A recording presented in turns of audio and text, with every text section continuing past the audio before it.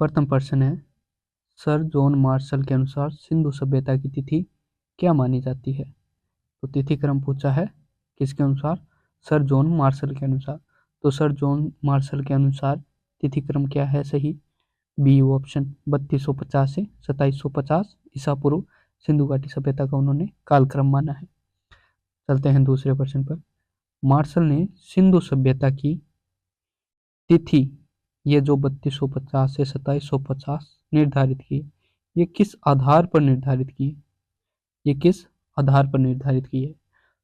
तो इसका सही ऑप्शन है ऑप्शन बी, मेसोपोटामिया के साथ जो मुहरें मिली थी हमारे को, मेसोपोटामिया प्रकार की मुहरें मिली थी हमारे को मोहनजोदड़ो से और लोथल से, उन पर अध्ययन करके इन्होंने बताया है कि सिंधु घाटी सभ्यता का तिथि क्रम क्या होगा। ठीक है, तो तिथि क्रम क्या बताया इन्होंने? 3250 से 2750। चलेंगे अगले प्रश्न पर। एम.एस. वत्स के अनुसार, एम.एस. वत्स मतलब माधव स्वरूप वत्स के अनुसार हड़प्पा सभ्यता की अनुमानित तिथि क्या है? तो किसके अनुसार तिथि क्रम बताना है हमारे को? एम.एस. वत्स के अनुसार, माधव स्वरूप वत्स के अनुसार। तो इन्होंने जो तिथि क्रम माना था वो अपने माना था 3500 से 2700 ईसा पूर्व। इनका सबसे पुराना तिथि क्रम रहता है 3500 से, ये स्टार्ट करते हैं। कहाँ से स्टार्ट करते हैं? 3500 ईसा पूर्व या फिर BC से स्टार्ट करते हैं, इस आधार पर बोलते हैं। इन्होंने सबसे पुराना तिथि क्रम बताया हड़प्पा का। चलते हैं अगले प्रश्न पर। अर्नेस्ट मेके, इनको क्या कहते हैं हम? मेके। मेके ने मोहनजोदड़ो के स्तरों की तिथि लगभग किस सीमा के बीच मानी है? तो मेके ने क्या किया था? मोहनजोदड़ो का जो हड़प्पा का एक स्थल है उसका उत्खनन किया था। तो इसी आधार पर उन्होंने इस जो पूरी सभ्यता है इसकी तिथि मापी थी, भाई ये कितने समय से लेकर कब तक रही थी। तो इन्होंने क्या मानी है? 2800 से 2500 ईसा पूर्व, ये मेके ने मानी है। चलते हैं अगले प्रश्न की तरफ। किस विद्वान ने हड़प्पा या फिर सिंधु सभ्यता की तिथि 2500 से 1500 ईसा पूर्व प्रस्तावित की है? तो इसका सही उत्तर है अपने मोर्टिमर व्हीलर ने इसका दिया है। मार्शल ने तो क्या माना है? 3250 से 2750। मेके ने क्या माना है? और मोर्टिमर व्हीलर ने तो माना है 2500 से 1500 ईसा पूर्व। ठीक है, और DP अग्रवाल ने क्या माना है आपने? मैं आगे बताऊंगा, और अभी यहाँ पर भी बता देता हूँ मैं। DP अग्रवाल ने माना है आपने 1900 से 2600 तक। हाँ, 2600 ईसा पूर्व से 1900 ईसा पूर्व तक माना है। ठीक है, DP अग्रवाल ने।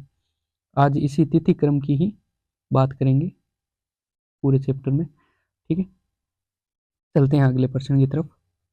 व्हीलर के द्वारा 2500 से 1500 ईसा पूर्व तिथि मुख्यतः किस तरह के साक्ष्य पर निर्भर है? तो किस साक्ष्य पर निर्भर है?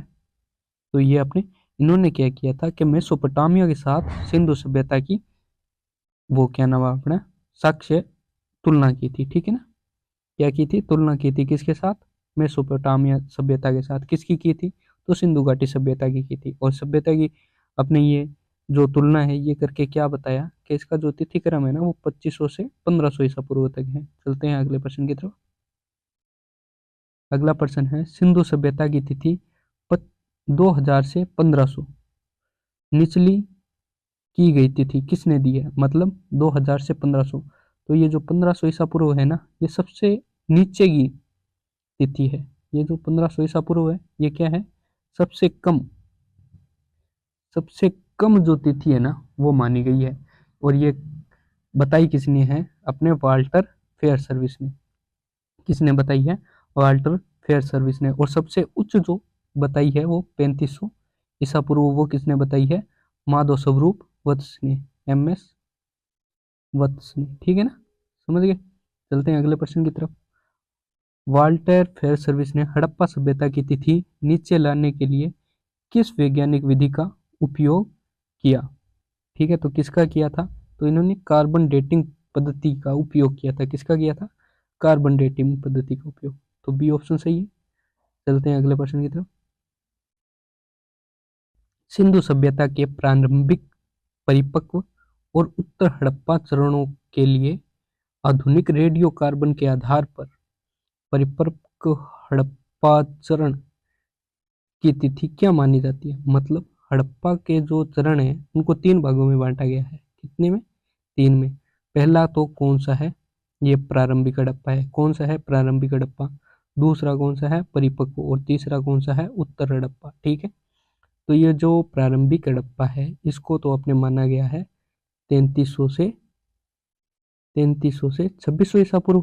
ठीक है, और जो ये द्वितीय है इसको माना गया है अपने 2600 से 1900 ईसा पूर्व। ठीक है, 2600 से 1900 ईसा पूर्व। और तृतीय को क्या माना गया है? 1900 से 1300 ईसा पूर्व। 1900 से 1300 ईसा पूर्व तक। ठीक है ना, तो अभी हमारे को क्या पूछा गया है? परिपक्व अवस्था। तो परिपक्व अवस्था कहाँ से कहाँ तक थी? 2600 से 1900 ईसा पूर्व। तो इसका सही बी ऑप्शन सही हो जाएगा, 2600 से 1900 ईसा पूर्व। चलते हैं अगले प्रश्न पर। प्रारंभिक हड़प्पा मतलब इस पहले प्रश्न का पूछ रहा है। ठीक है, तो इस पहले प्रारंभिक का उत्तर क्या होगा? 3300 से 2600 ईसा पूर्व। देखेंगे 3300 से 2600 कहाँ पर आ रहा है प्रारंभिक हड़प्पा का? 3500 से 2700, 3200 से 2600।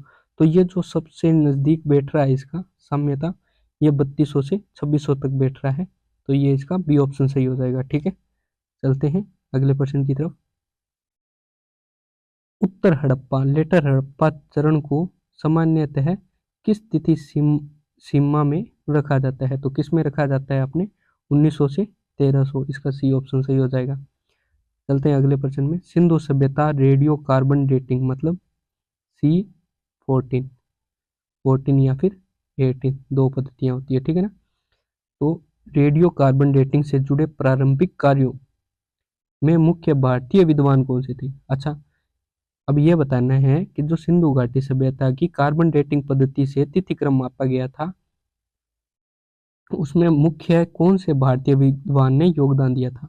तो इसमें थे डीपी अग्रवाल ने, डीपी अग्रवाल ने। और ऊपर जो हमने प्रारंभिक प्रारंभिक विकसित और ये उत्तर हड़प्पा, ये जो तीनों पढ़े हैं ना कालक्रम, वो किसने दिए हैं? डीपी अग्रवाल ने। किस आधार पर दिए हैं? रेडियो कार्बन पद्धति के आधार पर। और जो अपने एनसीईआरटी है उसमें भी यही माना गया है। ठीक है ना, इन्हीं को आधार माना गया है, इन्हीं का चलता है सिक्का। ठीक है ना, एनसीईआरटी में। चलते हैं अगले प्रश्न की तरफ। कार्बन 14 पद्धति किस वस्तु की आयु निर्धारित करने में अधिक उपयोगी है? किसकी है? तो कार्बनिक पदार्थों की है। किसकी है? कार्बनिक पदार्थों या फिर अवशेषों जैसे लकड़ी और हड्डियों की। ठीक है ना, चलते हैं अगले प्रश्न पर। कार्बन 14 विधि, कार्बन 14, ठीक है, विधि जो है, विधि के विकास के बाद सिंधु सभ्यता के तिथियों में मुख्य परिवर्तन क्या हुआ? अच्छा, जब सी कार्बन, अच्छा सी जो है C14, इसकी विधि में जब अपने सिंधु घाटी सभ्यता का कालक्रम मापा गया तो क्या परिवर्तन आया? भारतीय परिप्रेक्ष्य में तिथियां और अधिक प्राचीन हो गई, तिथियां लगभग समान रही, तिथियों कुछ 100 वर्ष बढ़ा दी गई, या तिथियां पूरी तरह अस्वीकृत कर दी। तो ये तो ऑप्शन नहीं होगा। लगभग समान रही ये भी नहीं होगा। ठीक है, इसका ऑप्शन हो सकता है या तो ए, तिथियां और अधिक प्राचीन हो गई। ठीक है, मतलब जो आज तारीख थी, जैसे पहले मानते थे अपने हजार हजार ईसा पूर्व में क्या थी हमारे कोई उसकी लोहे की खोज हुई, पर कार्बन डेटिंग पद्धति से क्या माना गया? 1200 में होगी। तो ये क्या हुई? ये तो पीछे जा रही है, मतलब हजार इधर से, मतलब अगर ये 0 मान ले तो हजार ईसा पूर्व यहाँ पर आ जाएगा। ठीक है, और इससे और इधर आए इसकी तरफ तो यहाँ पर क्या आ जाएगा? 2000 ईसा पूर्व। ठीक है, तो ये क्या अपने पीछे जा रहे हैं ना? तो इसमें देखो कहीं पर पीछे हो रही है क्या? पीछे नहीं हो रही, अधिक प्राचीन हो रही है। ठीक है, पीछे तो नहीं हो रही, अधिक प्राचीन हो रही है। जबकि इसमें क्या है? बढ़ा दी गई, तो बढ़ा तो नहीं दी गई, क्योंकि बढ़ती तो क्या कहाँ जाती? ईसा पूर्व में उल्टा हो जाता, मतलब 2000 से 1000, 1000 से 1 जाते हैं हम बढ़ाते तो सी ऑप्शन गलत हो जाएगा। तो सही क्या होगा इसमें? ए ऑप्शन, तिथियां और अधिक प्राचीन होगी। ठीक है, चलते हैं अगले प्रश्न पर। इसी तरह आपको ऑप्शन काटने पड़ेंगे कभी कभी, मैं भी इनको पहली बार ही कर रहा हूँ। करेंगे 13वां प्रश्न। C14 मतलब कार्बन 14 पद्धति किस वस्तु की आयु निर्धारण में अधिक उपयोगी है? तो ये कौन सी है? कार्बनिक अवशेष, ये अभी बताया मैंने आपको, कार्बनिक अवशेष। कार्बनिक के विकास में सिंधु घाटी सभ्यता की तिथियों में परिवर्तन हुआ है, तो इसका सही उत्तर अभी था, मतलब ये वापस से आ गया मेरे को लगता है। ठीक है, चलते हैं अगले प्रश्न की तरफ। अगला प्रश्न है, सिंधु सभ्यता की तिथि निर्धारण में मेसोपोटामिया के नगर कौन से हैं? उर और किश दो नगर हैं से प्राप्त मुहरे। अच्छा, मेसोपोटामिया के दो शहर हैं, वहां से क्या प्राप्त हुई अपने को? मुहरे। उनका महत्व क्या है किसमें? सिंधु घाटी सभ्यता की तिथि निर्धारण में। क्या है? क्या भाई, मेसोपोटामिया के जो ये नगर थे वो ये क्या करते थे? वो व्यापार करते थे। ठीक है, क्या करते थे? व्यापार करते थे, और वहां से प्राप्त हुई हमारे को मुहरे। मुहरे कहाँ की प्राप्त हुई है? सिंधु घाटी सभ्यता की। तो इससे क्या पता चलता है कि सिंधु घाटी सभ्यता के जो लोग हैं वो किससे व्यापार करते थे? मेसोपोटामिया से, ये पता लगता है। ठीक है, और मेसोपोटामिया से व्यापार करते थे, तो इसका अर्थ यह भी निकाला जा सकता है कि भाई सेम टाइम रही होगी। ठीक है, तो अब देखेंगे ऑप्शन क्या है। सिंधु की लिपि पढ़ ली गई है? ये तो नहीं है, बिल्कुल भी नहीं है, क्योंकि सिंधु की लिपि तो अभी तक पढ़ी नहीं गई है। व्यापारिक संपर्क से सापेक्ष तिथि मिलती है, ये हो सकता है। नगर नियोजन ज्ञात होता है, ये तो कोई ऑप्शन ही नहीं हुआ। नगर नियोजन कैसे ज्ञात हो जाएगा मुहरों से? धर्म का स्वरूप का पता चलता है, नहीं चलता धर्म का स्वरूप का भी। अभी तक हम इसके बारे में, धर्म के बारे में सिर्फ अनुमान लगा रहे हैं। ठीक है, तो इसका सही ऑप्शन क्या हो जाएगा? व्यापारिक संपर्क से सापेक्ष स्थिति मिलती है। ठीक है ना, इसका बी ऑप्शन सही हो जाएगा। अगले प्रश्न की ओर बढ़ेंगे। किस विद्वान ने 2800 से 2200 ईसा पूर्व, कौन सा है? 2800 से 2200 ईसा पूर्व के बीच हड़प्पा सभ्यता की तिथि दी है? कभी कभी यह प्रश्न बहुत अधिक बार पूछा जाता है। ठीक है ना, यह प्रश्न बहुत अधिक बार पूछा गया है। क्यों? क्योंकि ये बहुत कम गाइडों में मिलता है। ये कौन सा है? पुसालकर जी, जो क्या मानते हैं कि जो ये कि ये जो सिंधु घाटी सभ्यता थी इसका निर्माण किसने किया था? आर्यों ने किया था। ये पुसालकर जी मानते हैं, और इन्होंने क्या तिथिक्रम क्या दिया है? 2800 से 2200 ईसा पूर्व। ठीक है, चलते हैं अगले प्रश्न की तरफ।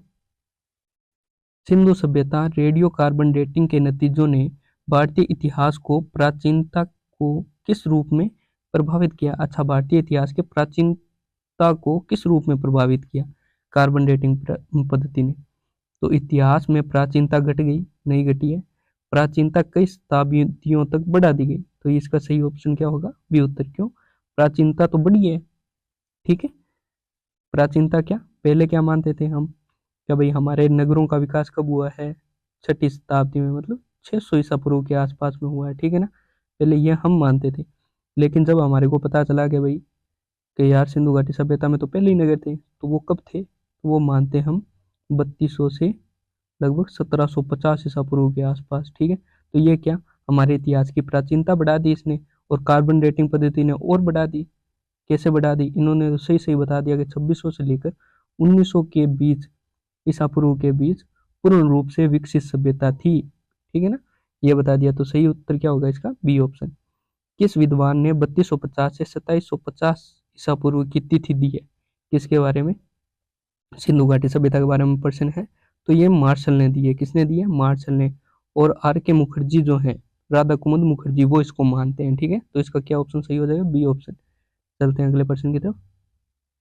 कुल मिलाकर सिंधु सभ्यता पूरे आरंभिक से उत्तर चरण, मतलब 3 चरण बताए थे ना, प्रारंभिक, विकसित और उत्तर चरण। ठीक है, तो इसकी क्या है? कुल मिलाकर सिंधु सभ्यता की व्यापक स्वीकृति तिथि सीमा क्या है? तो मैंने बताया था 3300 से 1300। ठीक है ना, तो ये ऑप्शन सही हो जाएगा इसका। किस विद्वान ने तिथि निर्धारण में सबसे वैज्ञानिक माना जाता है? क्योंकि रेडियो कार्बन डेटा के समन्वय पर आधारित है, तो किसने किया था रेडियो कार्बन पर? डीपी अग्रवाल ने। तो इन्हीं का भी एनसीईआरटी मानती है। ठीक है, वो क्या था?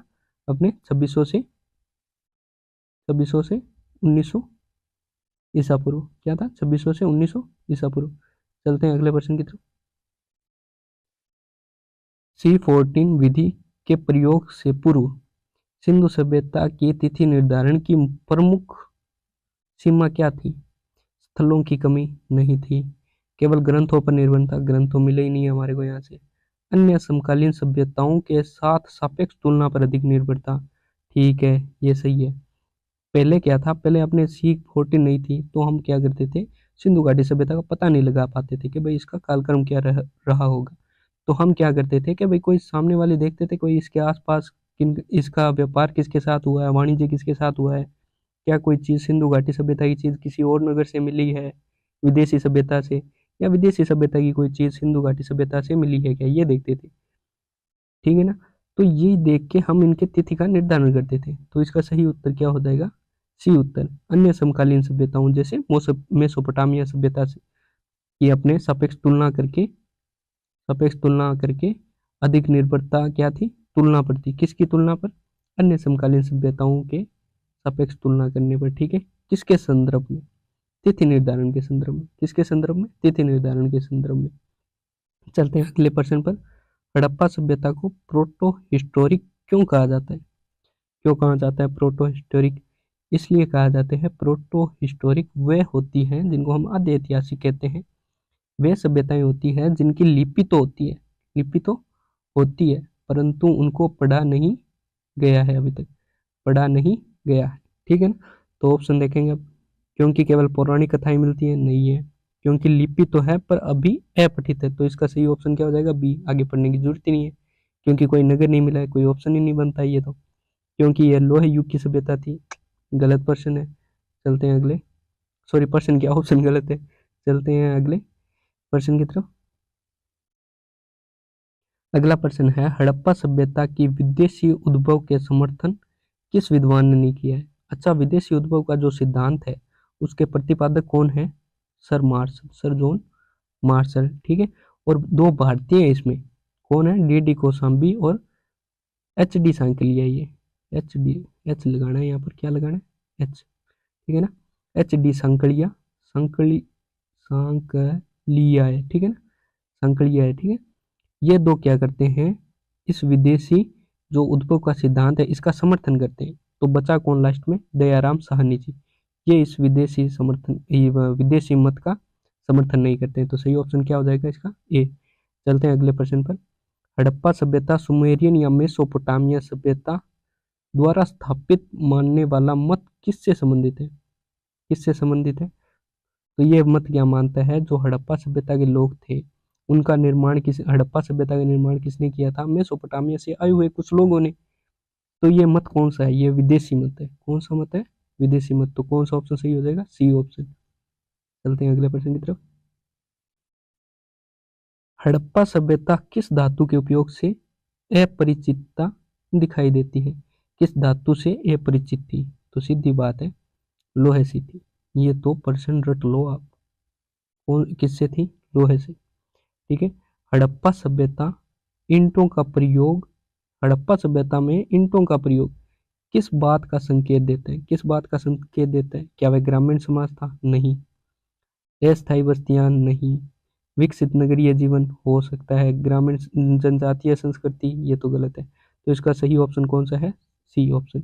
विकसित नगरीय जीवन का प्रमाण देता है, क्योंकि ईंटों से क्या बनते थे, ईंटों से घर बनते थे। और घर कौन से थे, पक्के, पक्के घर बनाए जाते थे। ठीक है। ये कौन सी किस सभ्यता में बनाए जाते थे, अपने हड़प्पा सभ्यता में। ठीक है, पक्की ईंटों के। और ये क्या दर्शाती है कि यहाँ पर विकसित नगर रहे होंगे, जैसे मोहनजोदाड़ो, हड़प्पा, लोथल आदि। ठीक है ना, हड़प्पा हो गया, लोथल हो गया आदि, और भी बहुत सारे हैं। ठीक है। चलते हैं अगले प्रश्न पर। हड़प्पा सभ्यता की जल निकासी प्रणाली किस प्रकार की थी, उन्नत थी, नॉर्मल, अविकसित थी, नहीं थी, प्राकृतिक थी, नहीं थी, कृत्रिम बांध भी बनाए गए थे। तो ये प्राकृतिक ऑप्शन गलत हो गया। अत्यंत विकसित थी, हाँ ये सही ऑप्शन है। अस्तित्वहीन थी, ये गलत ऑप्शन है। ठीक है ना। तो सही क्या है अपने, उत्तर सी। हड़प्पा सभ्यता किसका प्रयोग व्यापार के प्रमाण के रूप में मिलता है, हड़प्पा सभ्यता में किसका प्रयोग व्यापार के प्रमाण के रूप में मिलता है। अच्छा, जब व्यापार करते थे तो वो किस चीज से करते थे। ठीक है। तो लोहे के औजार, नहीं। सिक्के, सिक्के तो मिले ही नहीं है यहाँ पर। हथियार, हथियार भी इतनी मात्रा में नहीं मिले हैं। तो ऑप्शन सही क्या होगा, सी ऑप्शन। मुहरों का उपयोग किया जाता था। मुहरों मतलब एक मुहर होती थी, उसका उपयोग किया जाता था, उस पर कुछ आकृतियां बनी होती थी, उसका क्या ठप्पा लगा देते थे कोई भी चीज पर, तो इससे पता चलता था ये कौन कहाँ की वस्तु है, हड़प्पा की है या मोहनजोदड़ो की है या कहाँ की है, ठीक है ना। ये किसका प्रयोग करते थे, मोहरों का। मोहरों को अंग्रेजी में क्या कहते हैं अपने, सीलिंग, क्या कहते हैं, सीलिंग। ठीक है, चलते हैं आगे अगले प्रश्न पर। हड़प्पा लिपि की प्रकृति कैसी थी, कैसी थी, वर्ण वर्णात्मक थी, नहीं, वर्णमाला थी, नहीं, अरबी थी, नहीं, तो कौन सी थी, भाव चित्रात्मक। कौन सी थी, भाव चित्रात्मक। अगले प्रश्न पर चलते हैं। हड़प्पा सभ्यता में नगर नियोजन की विशेषता क्या थी, नगर नियोजन की विशेषता क्या थी, तो नगर नियोजन तो अच्छा हुआ था हड़प्पा सभ्यता में, देखते हैं उसके हिसाब से। पहला ऑप्शन है अनियमित गलियां, तो गलत है। गोलाकार नगर, नहीं। आयताकार या चौरस, ऐसे, या तो आयताकार बनते थे या फिर चौरस नगर बनते थे, ठीक है। समकोण पर कटी सड़कें, ये सही ऑप्शन। कच्चे मकान, कच्चे मकान नहीं थे, पक्के मकान थे इस सभ्यता में, ठीक है ना। तो कौन सा ऑप्शन सही है इसमें, सी। थैंक यू गाइस इतना सुनने के लिए मेरे को, और अगर पसंद आई हुई तो लाइक, कमेंट और शेयर जरूर कर देना, ठीक है।